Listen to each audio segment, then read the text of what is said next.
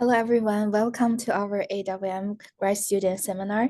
And today we have two speakers. The first speaker is Evangelia Ftaka, and she's from the North Carolina State University. Her talk is Piecewise Smooth Solutions to Scalar Balance Laws with Singular Non-Local Sources. Please go ahead, Eva. Thank you, Ray. Thank you for the introduction and thank you for the invitation. It was very nice to see you in the fall, and I hope you know that the University of Pittsburgh is very close to my heart. So I'm very happy to be here.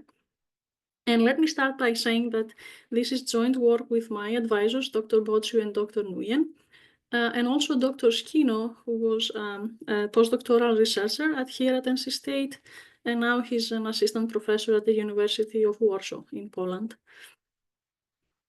Okay, so let me start by introducing a scalar balance law in one space dimension.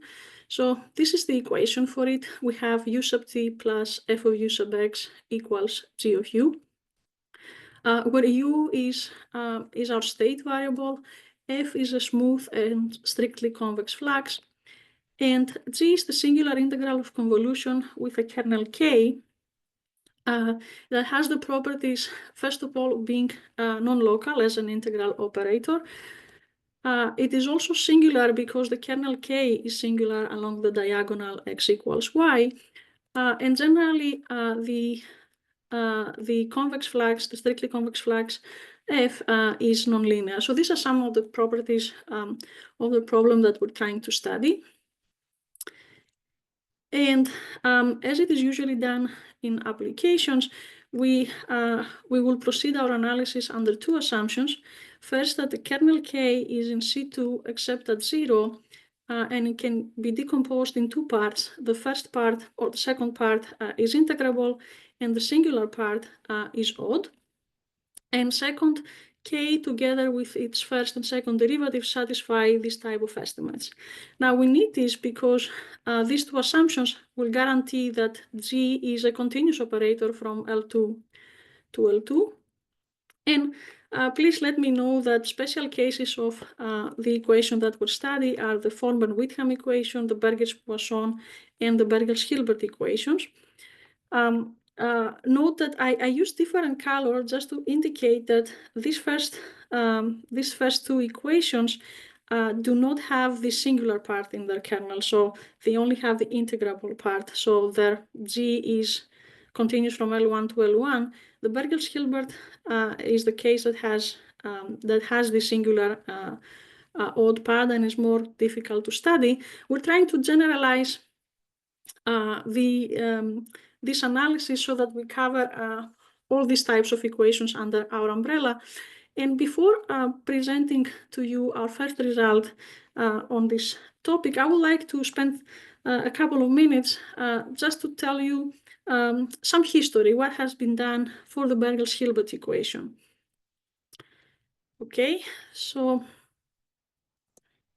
and again, this is because it is the, let's say, the more singular equation that we have, that we know that is that can be described by this general balance law.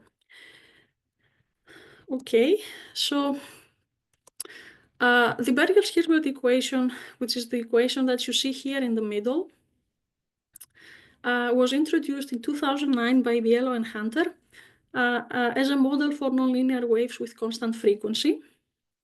Notice here that it is a special case of our model.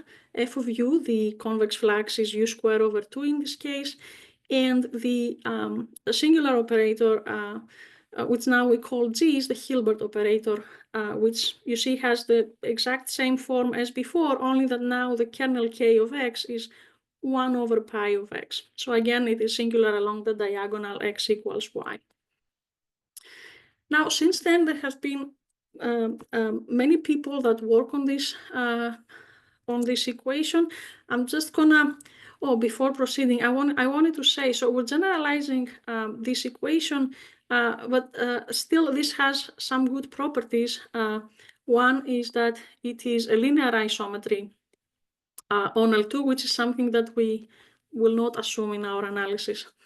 And let me now continue with some of the results that have been derived for this this equation.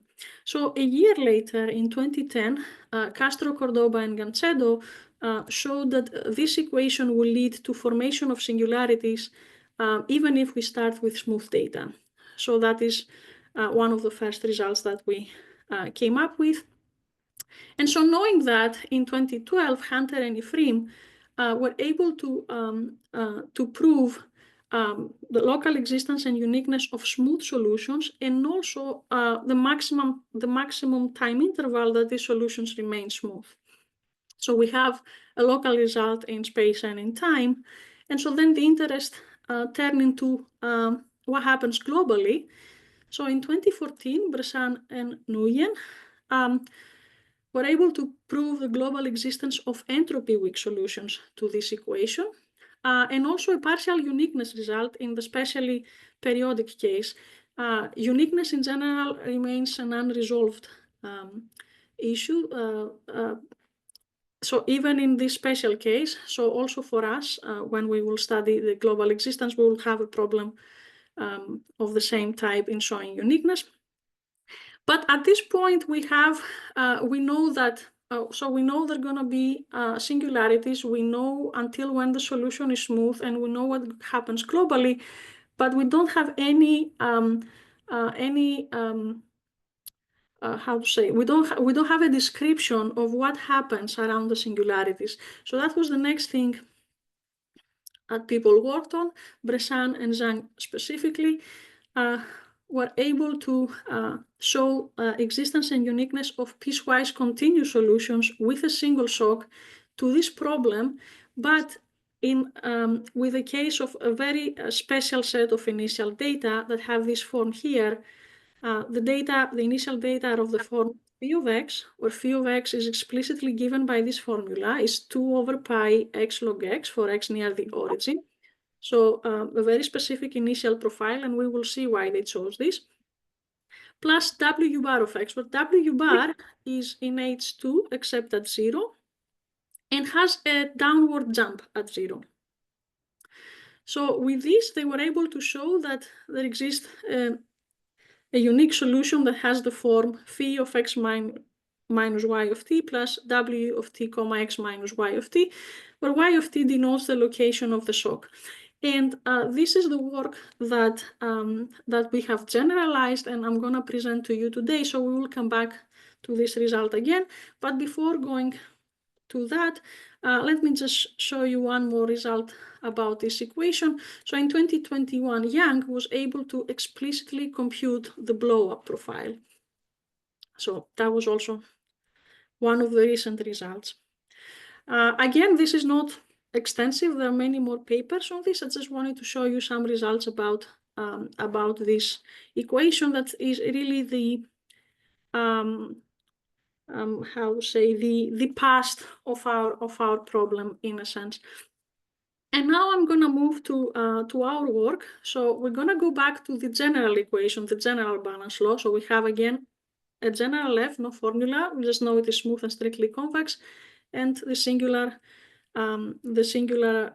integral of convolution. Okay, so our goal is to study the unique piecewise regular solution with a single shock of this equation. And we're having initial data of this form. So again, we're having W bar in H2 except at 0. But now we have this function V bar, so we have a more general class of initial data. V bar belongs to the set He alpha for some alpha between 3/4 and 1. So the set He alpha is this. You can think of this intuitively. It is the set of functions that have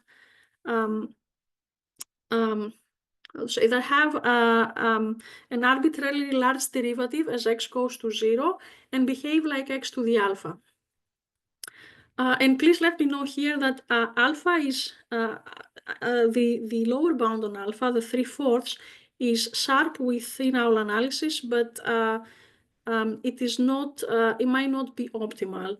So we still believe that there might be some sort of different analysis that can be done to get to obtain a smaller alpha. So it's still an open question here. And before showing you our result, I wanna define what is a piecewise regular solution with a single shock in our case. So U is a solution of this type, piecewise regular solution with a single shock. If there exists a shock curve y of t such that U of t is in H1 except at the shock and also in H2 except on a neighborhood around the shock.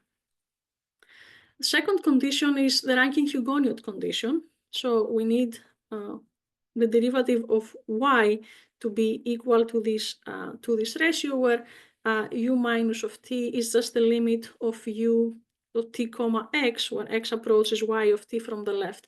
And again, it has a downward jump.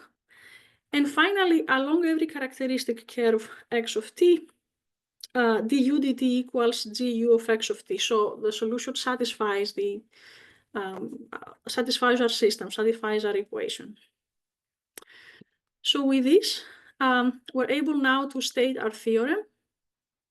So given any point y0 in R and a function v bar in the set alpha, for every w bar in H2 except at 0 that has a downward jump at 0, the Cauchy problem that consists of the balance law and the initial condition w bar plus v bar admits a unique piecewise regular solution U that is defined on 0 capital T for some t sufficiently small.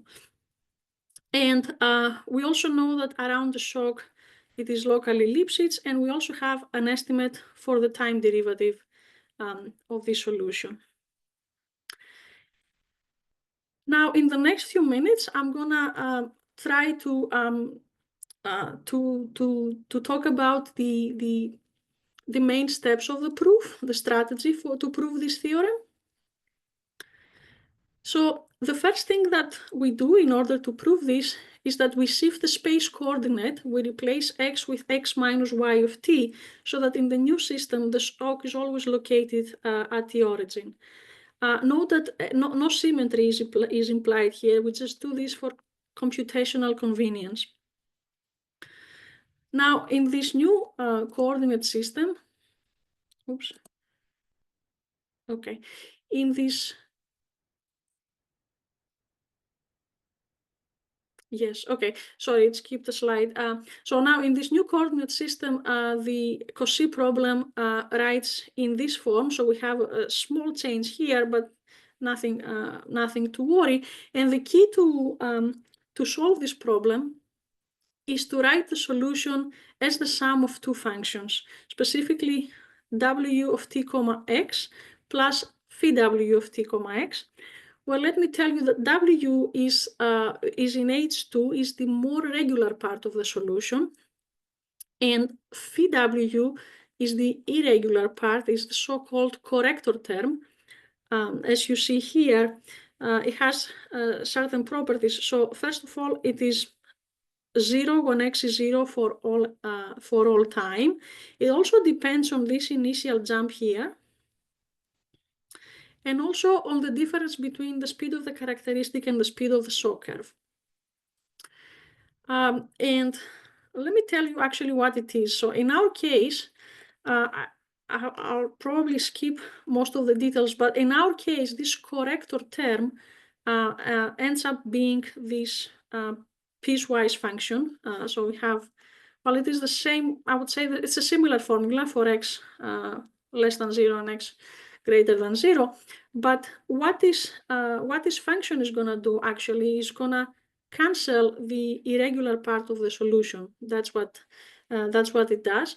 And I think it is simpler to go back to the paper of 2017 and explain you here what was the idea of choosing this phi.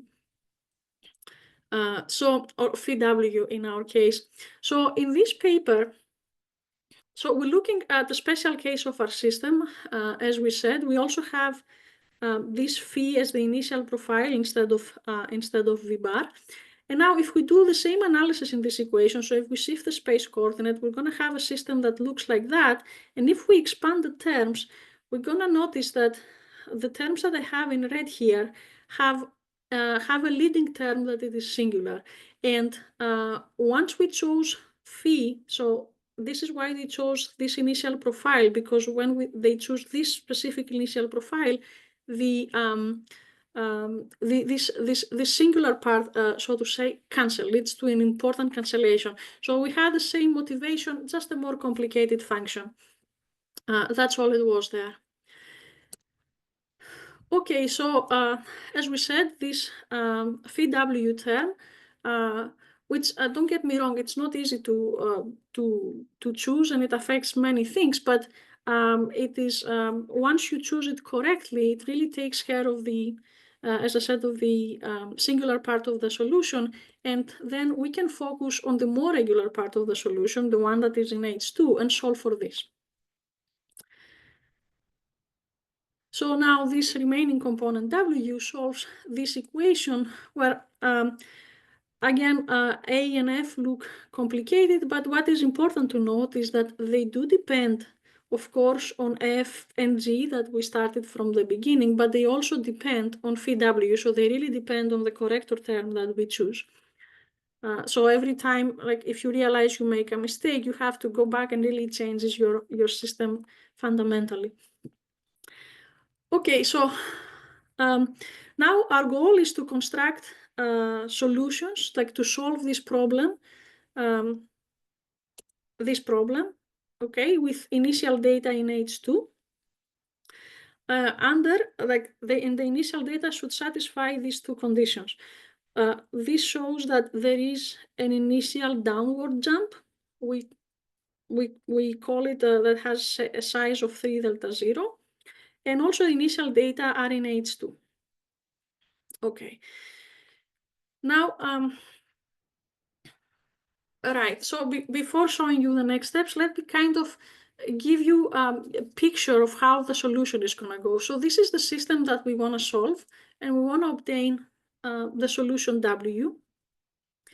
We cannot solve this directly, so the way we do it is we construct approximate solutions in the following way. We set W1 to be the initial condition, and then we're gonna derive the solution Wn plus 1, solving the same system, but now we fixed the W term in the speed here.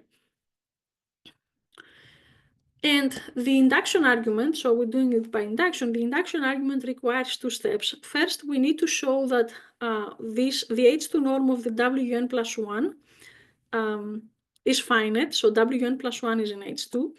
And then we will solve that it converges in a weaker norm, it converges in H1 to W by deriving this contractive property. Now, focusing on the first thing that we need to do, we cannot, so solving this directly doesn't guarantee that Wn plus 1 is going to be in H2. So the way we deal with this is we create another, we create a subsequence of the sequence of approximation. So we go down one more level, and we're going to find this solution again by creating approximate solutions in the following way. Now we set Wn1 to be the initial condition W bar, and Wnk plus 1 is going to be the solution to this system, only that now we have also fixed the W term in F. And then we will show that this converges to Wn plus 1 in H2. So now we do have that these terms are in H2. And finally, we will show that this converts to W in H1. And now going back to our system, notice that this is now a linear system. So it's easy to solve this. So from that equation, we can right away write that the solution Wnk plus 1 is given by this formula. In the picture, basically what we're doing is like we're starting from a tau, comma, x tau. We're going back along the characteristic until 0, and then we solve along the characteristic. It's a hyperbolic problem after all. Okay, and since we are in this formula, we also have this lemma where we were able to show that for a small time, the H2 norm of the solution can increase at most by a factor of 3/2. This is kind of what this formula says. And we're able to, from this now, let me go here. So remember, our goal is to show that the H2 norm of this is finite. So this is exactly the formula that we've seen in the previous picture in the lemma. And we're able to bound the H2 norm of these terms, of the FK terms. FK terms are, actually, maybe I should point this out. So I am calling, excuse me for this. So, so I will be calling AN the term A when it has W fixed, and FK the term F when it has W and K fixed.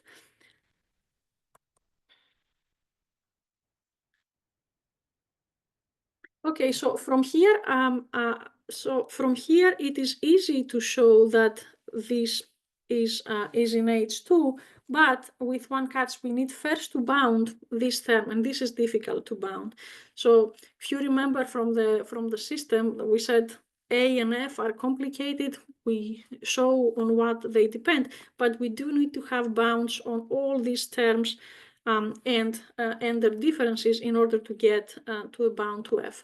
But once we do it, as I was saying, we do get that after all we are in H2. Okay, so apart from this, apart from showing that W and K, the H2 norm of W and K is in H2, we can also show that it preserves the downward jump, only that it is smaller now. Remember, we started with 3 delta 0, now it is a smaller jump. And we also have an estimate on the time derivative. These are estimates that really allows us to go from one level to the other. That's why I'm mentioning there. I'm mentioning them here. And now to obtain the convergence of W and K to Wn plus 1, right, we show that this sum is finite. And we do this using the lemma that we've seen before and Duhamel's formula, and we get that the H2 norm of this difference is bounded by 3/2 again integral of the H2 norm of the difference of f's. And this is a more difficult bound, I would say, to obtain. Here, I just I just wanted to give you a flavor of what it is involved to get this result. So when I say W1 and W2, I just mean W's at different K's. So this can be W and K, and this can be W and K plus 1. So when we have this this difference, we see that this difference depends on the H2 norm of the difference of the W's times some other time-dependent functions, but also on the difference between the time derivatives of the W's. So we need some more estimates to get this. But once we do this, we're able to show that the sequence W and K is cosy in L infinity in time, H2 in space, and so it converges in W in the space, and we can write Wn plus 1 has this formula, and also it is important again to show these properties so that we're able to go to the level that we want to go to W. So again, we see here, this again means that Wn plus 1, that the sequence Wn does preserve the jump, a smaller jump at the beginning, a downward jump at the beginning, and it's in H2. And this is really why we did the third level, to be able to say that Wn plus 1 is in H2. And we also have a time derivative estimate. Okay, and finally, let me just tell you here that I want to explain to you why the final convergence is in H1 and not in H2.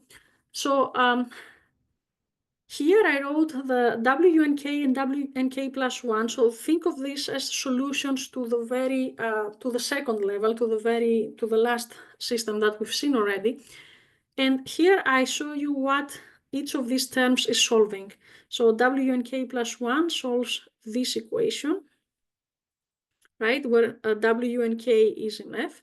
And W and K solves this equation when we have W and K plus 1. Now, if we go one level up, here is what Wn and Wn plus 1 solves. So here notice that we have,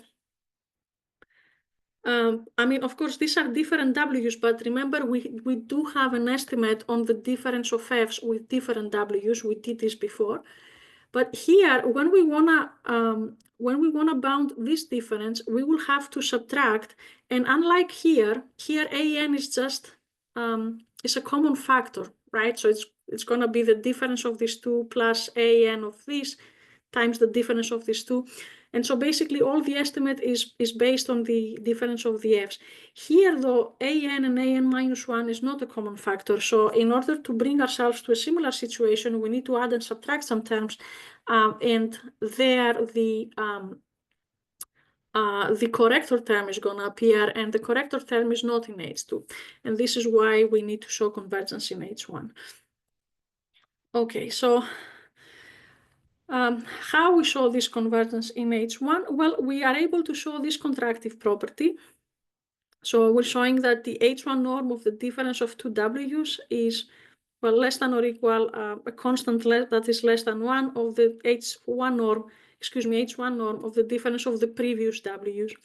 And so from here we derive that the sequence Wn is cosine in L infinity 0t H1.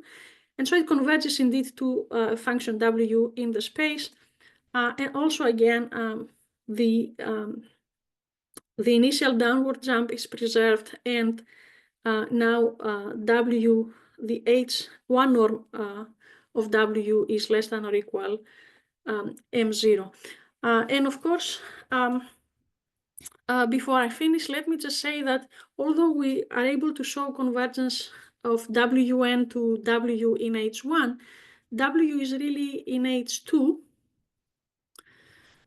So it is indeed the more regular part of the solution. Okay, I may have rushed a bit. I want to leave you with some references here, and this beautiful picture of the William Pitt Union. And I thank you for your attention and your time.